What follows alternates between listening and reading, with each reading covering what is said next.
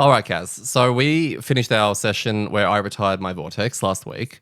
And as a result, we got to unbox, obviously, the Bleeding Claw, which we were very excited for. And we sat down and we did a live unboxing. We sat next to each other and I got to look at the physical cards and the board and all of that kind of stuff. And then the PC crashed. Not even just then, it was towards the end of the whole unboxing.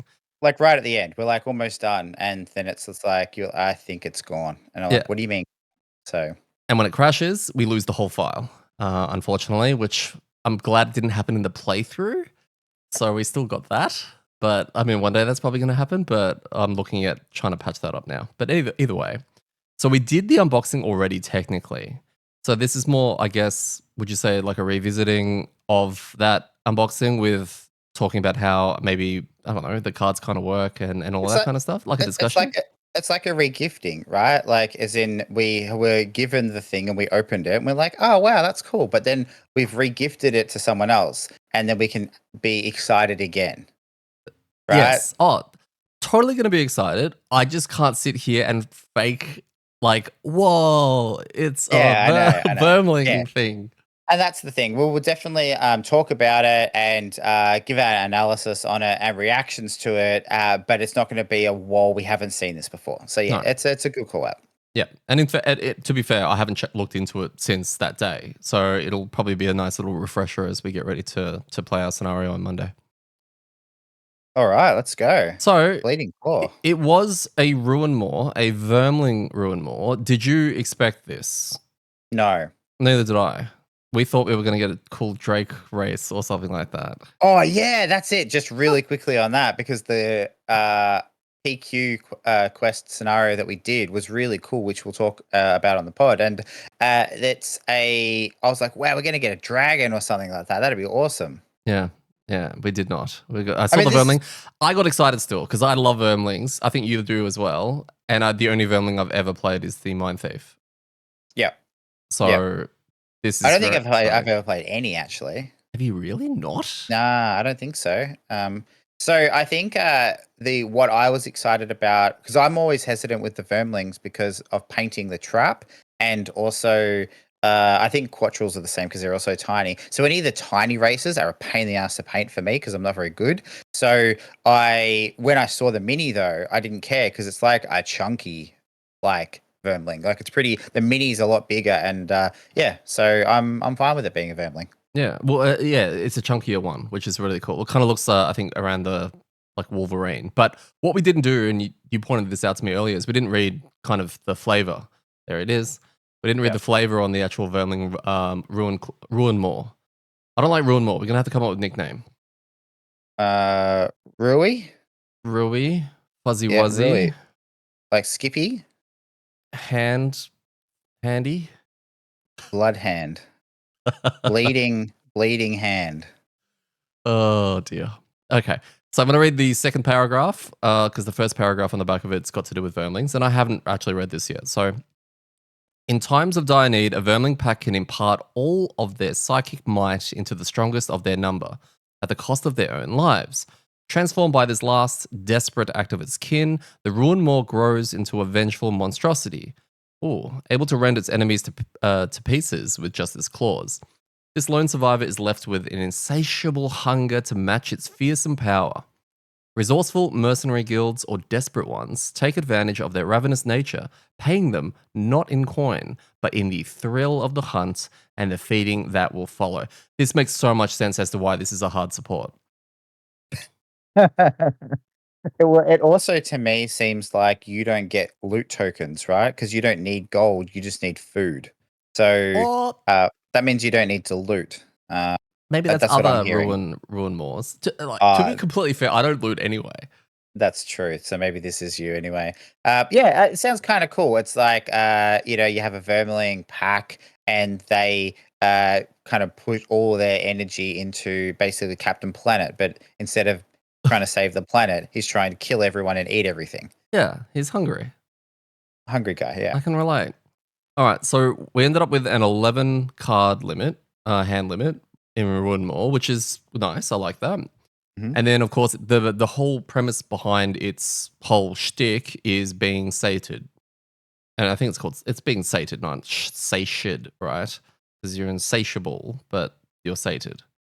Yeah, sure. Why not? Yeah, English nerds are going to come at us. I should probably tell Calvin, actually. He'll let me know.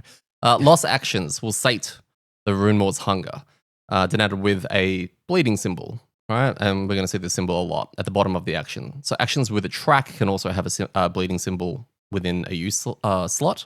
And when that space is used after a non-track loss action is resolved, the Runemaw's immediately becomes sated. So it's kind of like a temporary buff. And I think it's represented by what looks like a token, a round one, similar to the one on the actual player mat. And it's double-sided because this thing lasts the round you use it or will become sated as well as the follow-up, which is kind of unique. Kind of like strengthen, basically, when you manage to strengthen yourself.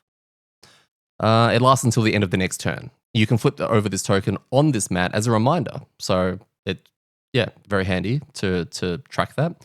And while sated, certain actions have mandatory augmented effects. This augment is represented with a sated symbol followed by a colon. I don't know why that word throws me so much. Followed by how the action is augmented. Colin. That sounds right. But Colin's also a dude's name. So yeah, that's it. Yeah, Colin. Yeah. Interesting one thing to pick out of that I missed the first time. Might not be relevant is the certain actions have mandatory augmenting effects. So the additional bonuses you get from using them while you're sated, you cannot not do. No. Yeah. Cool. The other new thing that was introduced to us in the scenario that we did was the rupture. It's a new negative condition. It shares an immunity with wound. And basically, if a figure is ruptured at the end of each ability where that figure moved, or at least one hex, it suffers 1 damage. If an ability applies rupture and a forced movement effect, rupture is always applied before the forced movement. If a heal ability is used on a ruptured figure, the ruptured token is removed and the heal continues normally. So this is each instance of movement, whether it be voluntary, whether it be forced, it's going to tick for 1 damage. But unlike wound, it doesn't tick at the start of its turn. It's just all based on movement. Yep. Yeah. Am I also understanding that even though there's an immunity between wound and rupture, that you can have both on the target? I believe so, yeah, because they're different effects. Yeah. It's the same with toxic and poison, I believe. Yes. I can't remember what toxic I actually forgot what toxic does. Yeah, I can't remember either, but I do remember that you can have both. So I believe you can have both because they're different effects. They don't say that they can't. So yeah. And then Empower is the final. Go for it. No, it's just going to be interesting. I know that we had rupture in the last scenario we did, and it was a case of trying to remember that. Luckily, I think because you're going to be doing all the rupturing, you're probably going to know what you have, and it becomes your thing to manage because you're going to want to make sure that the effects you do, you get maximum damage for. But we will just have to keep remembering it, probably more with the force movement piece side of things. Yep. So yeah, because I'm almost certain enemies, like, they avoid negative hexes where they can based in their DNA, but it's not like a full-blown RPG where they're going to go, well, I have rupture on me, I stand still, and I don't want to take 1 damage, right? Yeah. Finally, the other thing they have is Empower. Empower, at the moment, it's a new positive condition that was introduced in Crimson Scales. We haven't seen it up until now. I figure that it's targeted with Empower, shuffles a card from that class's Empower deck, which makes me think it's maybe unique to the Ruinmaw, into its remaining attack modifier deck, and when this card is revealed through one of the figure's attacks, it is removed from the deck and returned to the personal supply of the class it came from. And it's probably handy if I actually had a copy of the Rupture on me to actually remember what it does. Sorry, the Empower. It's +1 rolling. +1 rolling and push 1, I think. So interestingly, and we can talk about this another time in more detail, but targeted with the Empower must shuffle a card from that class's Empower deck. So that way that's worded makes me think that maybe there are other classes in Crimson Scales that use Empower. They each have their own kind of card that might relate to what they want to do. Yeah. So that's an exciting thing to potentially look forward to. And if it's not, we're going to be looking forward to it for the whole campaign, and it's not going to happen, and they should have made it happen. Yeah, it could be like a placeholder in the future for any other classes where that, they were planning on doing an Empower thing, because that's going to make people who don't have Empower very jealous. Yeah, it's an interesting design space playing around with modifying your AMD during the scenario. that's purely just based on that scenario, right? It's kind of like blesses and that where it's a temporary buff, and I like that as a concept. So it's interesting when we go through the cards and see how it applies. Yep. Speaking of which, let's go through a couple of the cards, and by that I mean all of them. All of them up to level 2. Up to level 2, exactly. So we've got our milestone. Our milestone basically is just become sated 10 times. Milestones are great because they give us a card, at least now with I think TOA. And they usually give you a goal to set. So they always seem fairly easy to do. And some people like Gaz can do them in one scenario, which is pretty amazing. Too much cheese. So the first card at the moment goes at a 53, Berserk Barrage. It's an attack 3, targeting 3 things that are adjacent to you, all with PS1 and Rupture. It is a burn card, so it's a lost card, and it will make you sated. So it will be sated for this turn, and the following turn gives you 2 XP. And the bottom, if you are sated, you get to move 2 and gain an XP, and then you can attack 2 on the bottom, which is really cool. I really, really like this card, by the way. I remember seeing it and just being like, wow, that looks really interesting. Yeah. I mean, I like that the bottom has the attack by default, regardless of whether you're sated, rather than the other way around of it being a move 2 if you say to get the attack. Yes. It kind of means that the card is infinitely more useful because the top is a burn, and we talk about this is the bottom spammable. If the bottom was just move 2, right? And then if you're sated attack 2, you really struggle to take it because you don't want to play that for a move 2 because that's the like, default move 2 for correct. every card in the game. Yeah, that's what I'm saying. So I know it wouldn't have made sense to have it that way, but it's kind of good that you can use the bottom. Like having a bottom attack is great. 100%. So, but really crappy initiative. So, yeah. All right, 45 So next card, Burning Bile, which goes at a 45. So the top of this is an attack 2, push 2, target 1 enemy within 2 hexes. So this is one of those ranged melee attacks. Yes. If you are sated, wound the target of the attack ability and all allies and enemies adjacent to the target and gain 1 XP. Yeah, okay. So far, out of these 2 cards, we've seen that you want to be sated to get XP. Yes. So basically, you need to burn a card to get the XP, and then you need to use sated abilities that turn and next turn to get more XP. Yes. What just on that particular one, obviously, if they're ruptured beforehand, you're going to be doing an attack 2 plus the 1 damage from the sated. From the rupture. And then you've got the wound there with the extra wounding the target of the attack ability and all allies and enemies adjacent to the target. That's obviously after they've been pushed. And the push will not be mandatory. The push, as in, if I may choose not to push them based on their current positioning. Yeah. Well, I think that's my understanding. You can always push 0, right? Yeah. Yeah. So I guess this is probably one of the first instances of the sated element being mandatory, as in if you're hitting a monster and you want to wound it, but we're all surrounding that monster, we're all going to get wounded as well. Didn't so you can't consider choose that. not to. So yeah, cool. And then the bottom of that card is move 3, rupture. Target 1 adjacent enemy. So nice and easy. You can move up and just be like, there you go, have a rupture. Rupture enabling, always good. You're always guaranteed, well, not guaranteed, well, kind of 1 damage, unless they're standing in one spot taking out their tank. But really good for ranged units as well. Yeah, I think it's good that you're playing a melee character that wants to push everything away with our heavy melee lineup. Sarcasm? Yeah. Okay, so good. much. Costly Claws goes at a 78, so we got our nice late card because the first 2 are relatively in the bin. The top does an attack 3 and it applies poison. If I'm sated during this attack, I can target 2 adjacent enemies and gain 1 XP. And now that I've looked at the sated mandatory thing, I'm like, okay, so does that mean I'd have to, right? Yeah, it seems like it. Yeah, okay. And yeah, it changes the attack 3 into basically an attack 3 target 2. Which is cool. It's not an attack 3, and if you're sated, attack 2 more things. Yeah, which is what not the mistake that we made the first time we read it. No. The bottom of it is move 5 jump, or all allies and enemies move through gain rupture. And then sated 2 XP, it's a burn. Which is interesting. I find this to be a very interesting, move very quickly kind of burn, which may help me set up things like Berserk Barrage and the like. Yeah. Yeah, the top is definitely, I think, this is where this is tricky, right? Because the top seems like a card that or an ability you want to keep because it's a really good use of sated. Like hitting 2 targets, you go from attack 3 poison to attack 3 poison, right? Mm. Like I know on different things. So that's a massive increase in DPS, especially if your AMD is going to be quite good with the empower cards, etc. So their move 5 jump burn is great, but then you lose the ability of one of your good attacks. Mm. So it is going to have to be I hold this until the end, right? Like, it's not going to be one that you're going to want to use early. Mm. Yeah, okay. Yeah, I Maybe. think it, it, Depends. it really depends, but it'll be.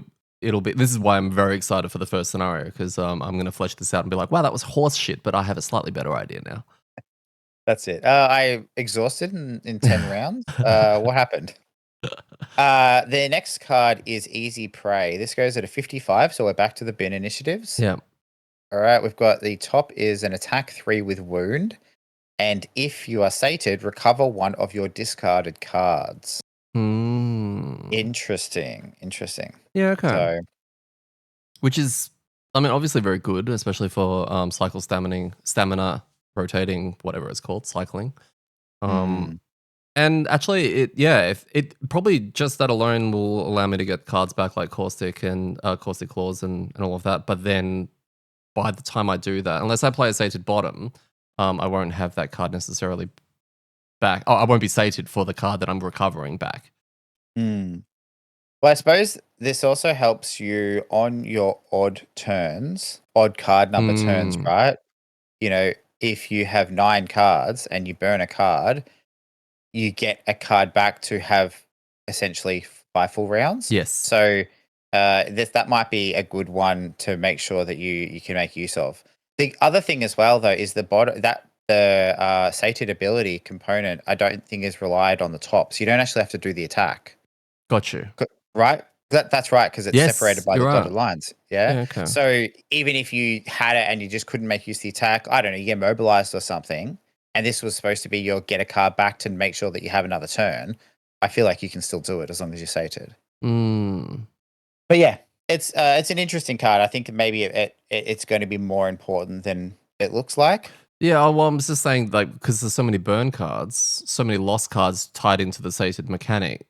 A way of slowing down the, burning through my whole deck is appreciated and probably will come into some kind of importance. Yeah.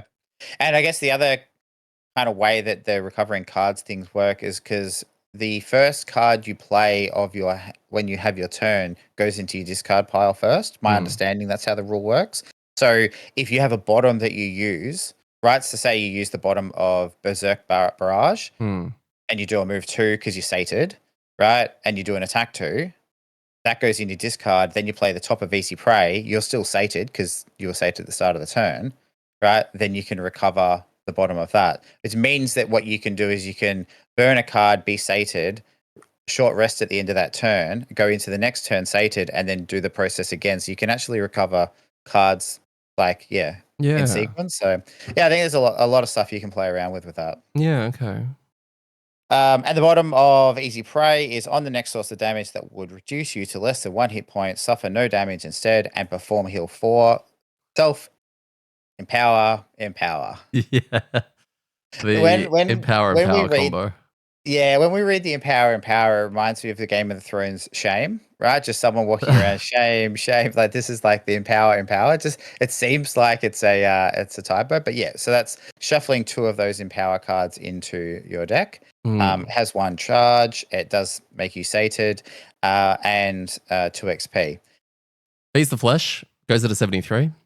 Attack 5, kill the target if the current hit point value is equal to or less than 2 after the attack. This will make you sated, and it's worth 2 XP. So this is your heavy hitter.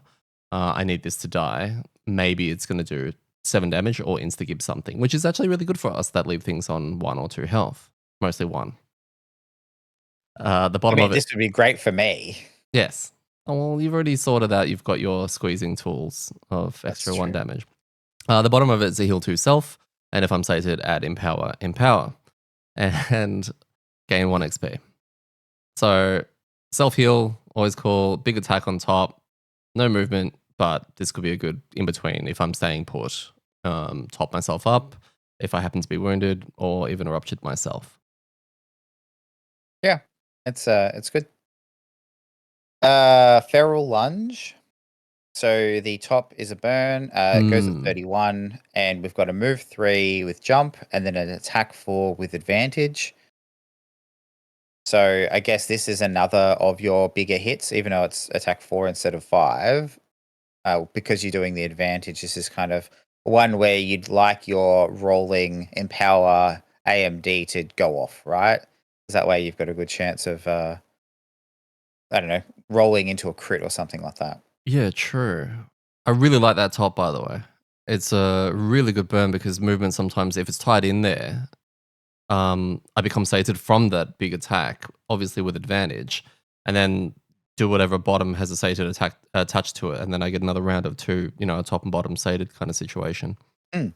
Yeah, Um, totally. mm, I mean, yeah, even that combining that, even something simple like the bottom of Berserk Barrage, right? So you move 3 with mm, jump, do an attack 4 with advantage, and then you can move again if you want. But then you get another attack 2, which is good. So you can kind of pump a fair bit of damage out. yeah. So yeah. And then the bottom, sorry, No, no. no. Thought it was my card, so I was about to Oh, read the bottom. okay. The bottom is move 4, and then if you're sated, add +2 move and jump and gain 1 Mm, XP. So I guess that's your good maneuverable really card. good card. Move 6 with jump is pretty good. And move 4 on its own is still pretty good. That's true. That's true. Fight or flight. So we're looking at a initiative of 35. Something around about now, if not earlier, we realized that this thing is not very super lightning fast at all. Not a lot of fast options. Attack 3 with rupture. If I'm sated, add pierce 2 and gain 1 XP. So something to break through shields, which is nice. I like characters that have just a little bit of everything, those kind of options, which I've experienced with the Vortex. And the bottom of it is a push 2, targeting 1 adjacent enemy, and then I get to move 3. Which looks good. It looks like a nice stable card. It's useful, I guess, be dependent on the scenario. Yeah, the bottom of that one is interesting, right? Because that having the push and then the move puts it into more niche category than if it was the other way around. Hmm. Right. So move and push, it becomes, I guess it's always optional because you can always just use it for move 3. But this is probably here more to, I guess, set things up. But you already need to be there. If you want to push something into a trap, right, then they already need to. But I guess it works well with if you can rupture something, you could then push it away and make it take an extra damage and start triggering all that pure damage. Correct. I think that's probably the way I'll probably look at it, is those situations where something's on 1 health and has a rupture on it, and just that. Mm. At least I can push it to kill it, then get my move 3 for repositioning for whatever the other card is. Yeah. And I can see that situation happening all the time. The other thing as well where this works is we do tend to get clogged a lot with having a Mm, very melee heavy class, is having a push allows you to do a thing like you can do a top attack and then you can do this, push it through or out of the way to make space for someone and then move. So it kind of effectively can clear 2 spaces if we're kind of clogged up and struggling. So mm, I think that yeah, this will probably be a good utility card, and the top's pretty good as well. mm, So yeah. more rupture. Uh, More rupture. All right, 83. Sorry, nourishing meal. Succulent Chinese meal. Mm, This goes at 83. The mm-hmm. top is a burn. Attack Uh-huh. 5, just because, right? Yeah, I like because. Perform heal to self. Empower, empower. If the attack ability killed at least 1 enemy. Yeah. So interesting, right? If the attack ability killed at least 1 enemy. Mm. I mean, I know that there's ways of making attacks multi-target attacks. It's a good point. It's I just it's a Yeah. curiosity. Of Like course. that they had to call that out. Yeah. So Yeah, I'm trying to rack my brain around, why that could be. It could be a future card. It could also be a card we already unboxed and forgot about. Um, on yeah. bottom. Because I guess that's the question: is if it was a multi-target and you killed one of the targets and not the other one, the wording of if the attack ability killed the target, if maybe then there was like seeking clarification on that. So yeah, I don't know. I look at that and go, Well, hey, maybe it means you're going to get a cool multi-target add target, you know, yeah, okay. cards. So. So that's a burn, the top, attack 5, which is pretty cool. And then the bottom is a move 3. If you're sated, gain advantage on all of your attacks this round. That Very seems nice. pretty good. Yeah, very, very, very nice. I do like that. I do like the ease of XP that this thing looks like it will get, to be honest. I mean, that's the thing, right? Like, yeah, well, ease of XP, the problem is it's kind of similar to the Geminate, is you're going to need to be burning cards to get XP. If Yeah, you don't burn cards, you get no XP. that becomes a you guys problem. Well, yeah, it does. It does. So, the interesting combination here with something like the bottom of nourishing meal. Let's assume you're already sated, right, from the previous turn. The bottom of nourishing meal, then with the top of caustic claws, right? Mm-hmm. Oh, yeah. Turning, getting a move and then being able to do 2 attack 3s with poison with advantage. Mm. Again, with your AMD, if you can start it ticking along, that With you Empower and know, Power. Empower and Power. I can see that damage start rolling along because that attack 3, even if you don't roll into empowers and stuff, like I think the average for giving yourself advantage is increasing it by say 1. That kind of then in a way makes that 2 attack 4s, which Mm. is quite strong, right? I've, So I've got a yeah. caveat for the top that I've only just thought of. So I'm attacking something, right? It has Rupture on it. I Hmm. pull the Empower. The total damage equals 6, and it has 7 health. But the push now is going to kill it because of the Hmm. Rupture. Therefore, did the attack ability kill it? Yeah, because Yeah, I okay. think your AMD is factored into your attack ability. Okay. I That's feel fine. like I that's still how can't that I still works. can't work it out then. We'll go back to it. Yeah, maybe you're right. Maybe that's the caveat. So yeah. But anyway, nourishing meal seems good. The Yes. top seems hold on to it for a while. The bottom, I mean, moving 3 is fine. It's better than moving 2, and getting yourself advantage on all of your attacks also seems pretty cool. It So does seem cool. I do like that. We have Reckless Attack. It goes at 65. The top is an attack 4 with advantage and wound self, which it's separated. It's not part of the attack. Is this more a situation where, yeah, I don't know. I feel like this is where Frosthaven clarified with the exclamation mark that said Hmm. mandatory, so you couldn't ignore things like this. I Hmm. feel like design wise, there's silly if this is optional. Unless there's something where if I happen to be wounded, and I get pet stronger True.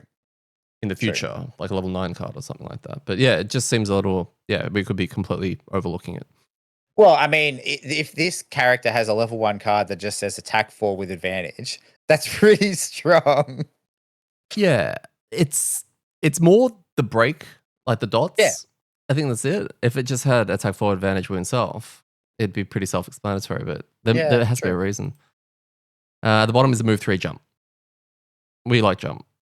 Good for positioning, and I don't really have to explain that. So yeah, no, I like that card. Attack 4 with advantage, you are correct, is quite good.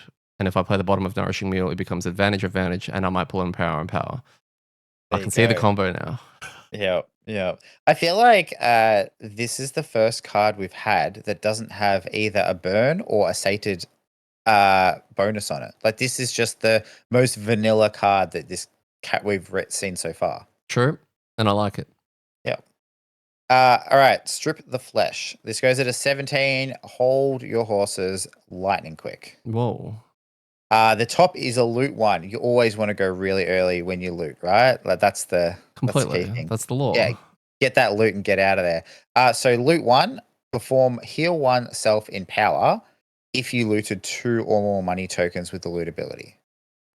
So this, I think, so far is the only source of empower I've seen that doesn't require you to either burn a card, like as in use the burning a card, or B, already sated, which I think the bottom of Feast of Flesh does. Yes. So it's an interesting one because you're going to build this powerful AMD, but you don't have a way so far of like really stacking it without kind of going into that mechanic. So you are reducing your power level. You can't just play super conservatively and then just stack your deck, which is good because it's an interesting one though because it's tied to loot, which we know that you don't like to do. So It's not that I don't like to do. It's just if I can hit something, I'd rather hit something. I've never been overly loot hungry. I was talking to someone about this the other day, actually. I think it was Winey, about the opportunity cost of using a top action to not attack and whether that feels good or bad, right? It's probably something we can discuss in more detail on the pod. But essentially saying instead of attacking this round, loot, heal yourself 1 and empower, are you just better to attack? Right? That's the question. So anyway, the bottom of that card, it's going at a 17, is on your next attack, add +4 attack and gain advantage. 2 XP, and that obviously makes you sated as well. Yeah. So this is where the temptation comes in of, do you blow this on another really strong top attack, but it's a double burn? Yep. I feel like you don't want to stack sated, right? Like No, definitely not. And do you have a big non-burn attack? Not really. They're all like 3s, which at the end of the day, don't get me wrong, it's still an attack 7 with advantage. Like, it's still nuts. Yeah, because even using it with the previous card we just read, the top of Reckless Attack, which is an attack 4, it already has advantage. So you kind of, overlapping the advantage a bit there. Yeah, so it's an interesting one to look at. That's a fascinating card, and I'm going to be interested to see what you do with that, whether you take it or how you use it. Look, I never take loot cards. Very rare, unless the actual scenario has it as a goal, because teamwork. But no, I think this one will tempt me. All right, we have Terrifying Howl. Terrifying Howl goes at a 22, so we're staying with the theme of slightly fast. The top is a push to targeting all enemies within range 2. So very clean in its description. Like it's not a difficult card. It's just nice and easy. And the bottom of it is a muddle targeting all enemies within range 2, which is staying within the theme of simplicity. And yeah, this is probably one of those cards that's best once many things have been ruptured. I can't see this card being overly favorable with our current lineup. But the bottom could be. Yeah, I would say that the bottom of, especially combining with the fact that I'm in a spot where I'm playing a character that really wants to get hit a lot, everything having muddle would be great, right? Like reduce. But I still think the best thing about this card is the 22 initiative, and that's not even that good. Look, yeah. It's hard to see its value at the moment. But it's one of those situations where unless I play it, there'll be a time I can see where I'm like, damn, that card would be really good in this one situation right now. Yeah. Yeah, 100%. All right. The next card is Cornered Animal. So this goes into 12. X's. These are X's as well. Oh, they're X's. Sorry, you are right. Okay, cool. So this is the first X. It goes at a 12. So this is your fastest card.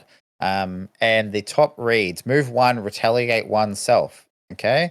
If you are adjacent to an obstacle, all attacks targeting you gain disadvantage this round. As someone who's playing a retaliate build, I love this card. I don't know how well it fits into your build. So, yeah, I might be a retaliate guy. Who knows? Yeah, you could be. You could be. I love the theme of that one, of the cornered animal. And if you are like kind of in that little tight spot, then you get harder to hit and all that kind of stuff. I think that's really cool. And the bottom of the card is attack 1, gain advantage if you are adjacent to an obstacle, then shield oneself. So again, an attack 1s are always real interesting, right? You having the advantage on this one saves you the chance of a lower chance of pulling that -1, which basically says you don't do anything. But also with your AMD, who knows? You could pull 4 in power cards, and suddenly this is an attack 5, push 5, and the thing dies. So yeah. Look, I like the initiative, and that's about it at the moment. I can totally see the uses of it, like from a generic point of view. But I don't know whether or not, like, there may be a world where I can play some kind of a sustain or some kind of, I can also frontline and try and keep myself up and all of that. But I don't think we're lacking that. Yeah, I think that it's tricky because the really early cards with a character like this that wants to. I mean, you want to be in fighting things, but you also probably don't want to get hit because you've got decent amount of life, but you don't have heaps of life, and you don't have a lot of heals, right? A lot of your heals are heal 1, heal 2.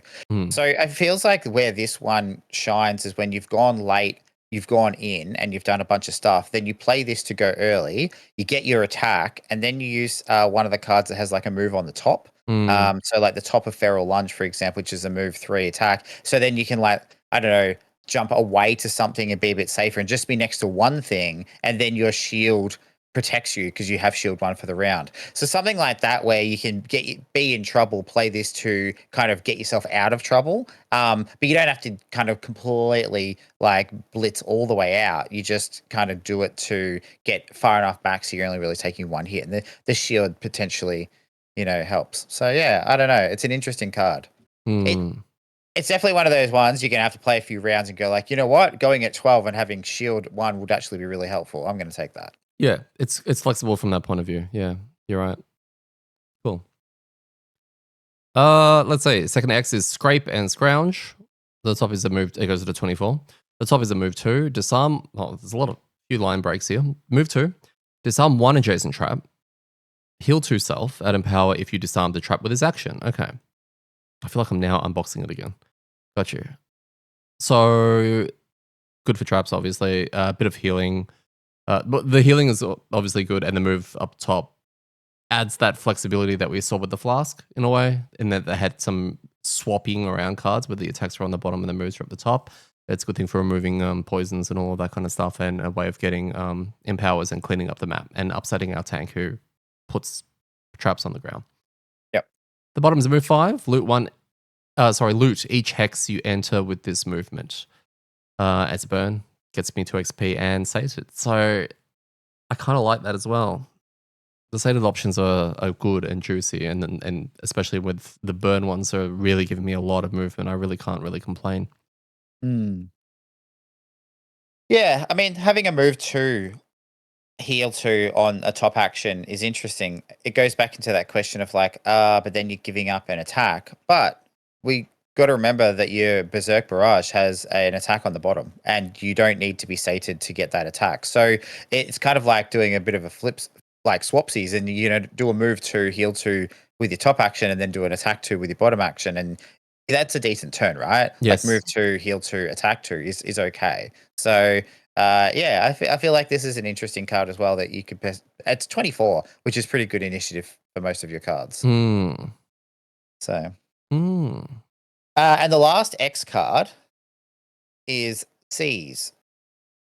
So this goes at 29, and it says disarm, target 1 adjacent enemy. Then gain 1 money token from the supply if you targeted an enemy with the disarm ability. Now, I forgot about this. And so did I. The second half of this top ability is probably one of my favorite unique abilities in all of Haven. I love the idea that you're just stealing shit off people. Yeah. It's so weird it's on this character specifically, who just wants to eat everyone and doesn't care about money. But I love the idea of this, and I'd love to see more things like that. So yeah, a disarm. I mean, it seems good, right? Yeah. The bottom is a move 2, pull 1, range 2, poison. Okay, so let's read that again. Okay, so you're going to move 2. Yep. And then you can pull 1 something within range 2. And also add poison on it. Yeah. And then you get to rupture yourself. Oh. Which, again, we'll figure out from that other thing if that's optional or not. Yeah. I have one quick question. I love the bottom. I really, really like the bottom. I love it's a gap closer. It's allowing me control of pulling something next to me. I get to poison before I then hit it, and before everyone hits it. That could be really good. I think that's obvious. The top though, is also obvious, but also it just confuses me slightly where it's like gain 1 money token from the supply if you targeted an enemy with the disarm ability. And I'm like, when would I not? I mean, literally, the top says target 1 adjacent enemy. I feel like some of these things just have over clarification on the language to make sure that people don't ask questions, right? I don't know. Because even, yeah, yeah, I believe you're right, yeah. Yeah, it's confusing, but it's as to why it's there. But yeah, look, that's another interesting card because you're right. The bottom is a setup. Mm. And again, 29 isn't bad for initiative. But yeah, going into an attack, I mean, do the bottom of seas with the top of reckless attack. You get to move to, pull something, poison it, do an attack 4 with advantage on a poison target, and you get to finish your turn with wound and rupture. Yeah. It's awesome. It's like a little bit for you, a little bit for me. Oh, you get a lot. This definitely seems like a character that's going to enjoy having one of those little heel necklaces. Yes. It looks like already from the level 1 options, it looks like a chaotic mess. And if there's anything that's gonna, what's the word? Epitomize, or is that the word? What I like, it's a chaotic mess. So I'm extremely excited. Shall we go into 2s? Yeah. Let's have a look at the 2s. Fatal Frenzy, attack 3, and if I'm sated, attack 3 and 1 XP. Very cool. Big fan of that. In fact, big fan of that with the bottom of Nourishing Meal, which is the advantage on all my attacks. Of course. Oh no, because I can be sated. So it doesn't make me sated. I have to be sated. So that could be good for both of those after the turn that I have become sated. The bottom of it goes at a 40. On the bottom of it is on your next 6 melee attacks at Rupture and Push 2. Interesting.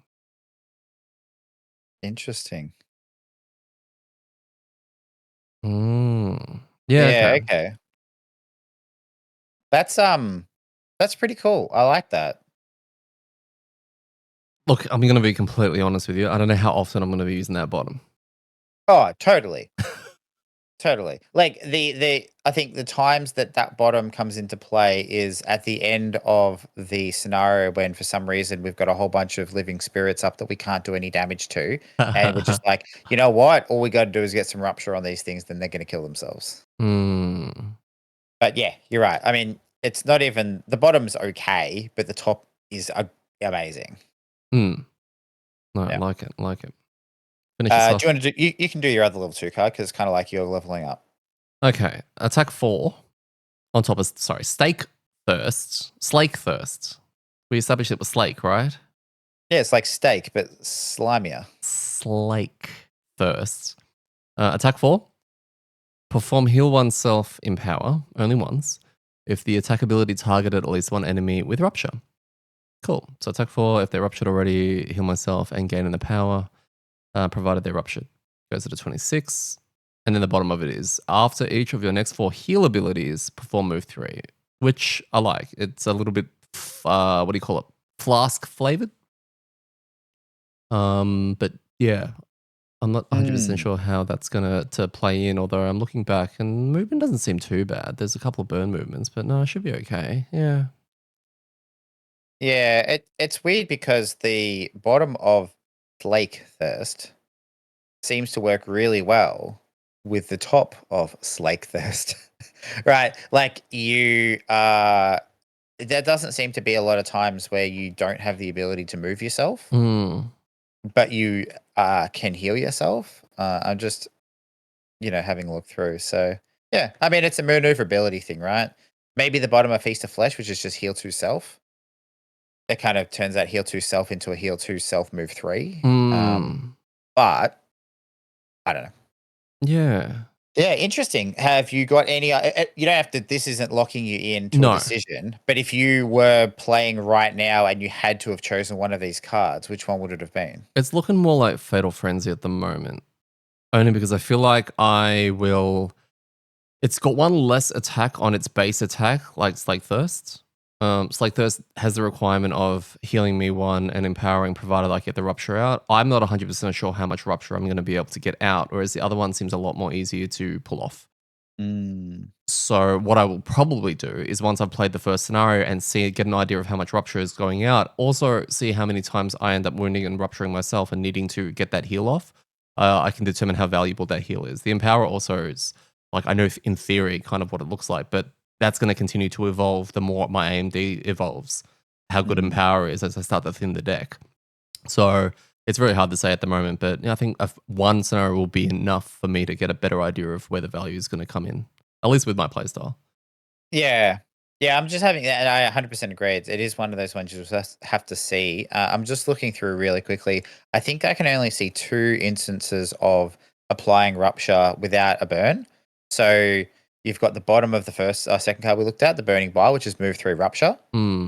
Right, which then you combine with the attack 4 to heal yourself if they're ruptured. And there was one other one. Fight or flight top. Where's that? Oh yeah, exactly. So attack 3 with rupture, which would So you're right. Like the rupturing, like that then kind of puts Slate Thirst into a really kind of unique niche. If you want to be because you want to be making use of the heal oneself and empower. So yeah, interesting decision. Well, it's good. It's good that it's good that your decision is based because both the cards are good, not because like they're both shit. Yes. And you're like, I don't know which shit card I want. No. Yeah. Cool. Now, I've been advised that the perk sheet has not changed, with the exception of the frosthaven tags and masteries. So this is pretty much what we're getting at the moment. And we'll just have a quick revisit. So we got to replace -2 with a Rupture and Wound card, which is cool. It does add a -1, but we're getting 2 conditions out, which is nice. We're replacing 2 -1s to get 2 +0 wound cards. -1 card with a Rupture card. The fourth one's fairly interesting. Replace 1 +0 card with 1 +1, add +3 instead if the target has Rupture or Wound, which can be fairly spicy, which probably is going to make me want to do a lot of rupturing. And we've already seen there are some items that are tied in with the character and the scenario that, I will have access to eventually once we can afford it. Once each scenario becomes sated after collecting your 5th loot token. Wonder if that's mandatory. I dare say it is. And something that's a weird thing to track. I'm happy to track it, but it just feels very odd. I love it. Yeah, and what's interesting is the timing. I want to check that because you loot, end of turn looting is done at the end of your turn. Is that count? Like, when do you become sated? Do you become sated that turn, so you're only getting one turn of it? I dare say so. Yeah, so. Yeah, okay. Become sated each time you lose a card to negate suffering damage, which again is very unique and very cool. That gives me sated out of turn. So I'll only get 1 turn of it. Unless you're going late. Oh, yeah, late. Yeah, unless I'm also going over a trap or something in order to take the damage that I'm now negating. Yeah, that one there has a unique interaction. There's an item in Frosthaven that does something similar, not with Satyr, but you get stuff if you where you can choose to do it to empower yourself. Like, so for example, if you go late, you could choose 2 cards that have sated triggers on them, knowing you're not sated, just knowing that you're going to get hit, and it doesn't matter how much damage you take, you burn a card. So you can, if you're going well or you want to set that turn up, you can actually go, I'm just going to basically just burn a card out of cycle. It's, affects your stam, but it's a way of kind of ramping without having to, play a specific card. So, yeah. And whenever one of your abilities causes at least 1 enemy to gain Rupture immediately after that ability perform move 1, I think that's amazing. Whenever one of your abilities causes, holy crap, that is amazing. So anytime you rupture anything. Yeah, it seems that way. It has to be based on ability, so if I had an item that just said Rupture something, probably not. But yeah, I think that is phenomenal, especially for just going, you know what, I'm about to take a big hit. So on my turn, I'm going to Rupture this, but I'm not moving. I now move out of the way so that Phil gets hit. And it's great. I mean, and that makes that other move when you get healed card even less of an issue because I don't think movement's going to be that much of a problem for you. No. And then ignore scenario effects and remove 1/-1. Guess. I'm exceptionally excited. It could go down terribly, fart in the phone box style, but I'm excited because I was worried that this was going to become a DPS that has a spender and a generator similar to the Vortex, and a little bit of burst damage, that assassinate movement, blink striking kind of stuff. It's gone in a very, very interesting direction, and it's not. They haven't gone down the path I thought they were going to go with, wound and pushing, and it's just a lot of that. There's still a lot more. The fact that there's this sated 2-round, let's call it, effect, that, in order to get most times, you literally have to burn a card for. It now ties perfectly with my PQ, and it makes me understand a little bit more about that. I think you're bang on when you say it kind of will feel like an element of playing the Geminate without the hoops, right? From burning cards in order to be effective. And if you're a conservative player, I think you're going to struggle with this. Yeah, it definitely is an interesting one because I feel like the cards, there's a gap between being able to play this character and do lots of damage, but then also making sure you're effective to help the scenario win. So it will be really easy with this character, right? For most people to pick it up and go, I can just pump damage out. But then it's going to be round 8 and then they're going to exhaust. Yeah. Okay, which is, and that's the reality. So it's like this character, I don't think the difficulty in playing this character is going to be on how to sequence the cards as much as it's going to be how do you do it in a way that means that you can continually do good damage through the duration of the scenario, right? Like have your DPS high-ish for most of the scenario. And that's going to be working out the right sequence so that you are like effective and good damage, but also surviving. I think that's going to be the ultimate challenge with this one because most of the cards are pretty straightforward in regards to the text that they have on them. Yeah. But it's understanding the thing in the scheme of it, and that's the tricky thing with characters. Like, it's hard to think if I burn this card now, what does this mean in 10 rounds? Yes. Right? That's the challenge with a lot of these characters. You're like, yeah, this seems like a great time to burn it. And then you suddenly, like, I don't know, halfway through the scenario go, why have I only got 5 cards left? This is wild. Yeah.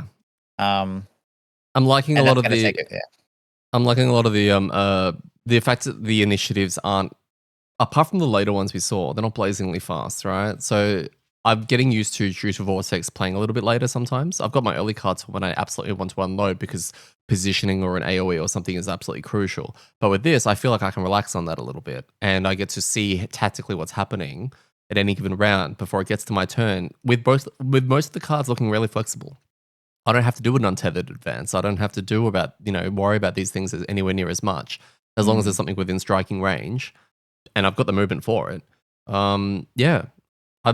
I think it's not going to be much of a headache. Yeah, I think that's going to be the key with our party makeup of it being very melee focused. Is like Phil's starting to play a lot later. I think you playing mid to later as well will help us not get in each other's way. But the key is going to be your maneuverability. Like you've got decent move. It's just going to be making sure that, you call out if it's looking busy. You're going to be like, hey, I need a spot. Right? So, yeah, the communication, awesome. I think, is going to get really important. Yes. Yeah, we'll see how that goes. But no, thank you. It was good to do this with you a second time. But it's interesting because I've got more of an insight of it since the first time we got it, where it was very raw, and that's usually our whole shtick, is doing a nice raw unboxing. So, we'll just, like, what was meant to be a 20-minute, we can bang this out really quickly, has become about an hour. So good thing we're very consistent.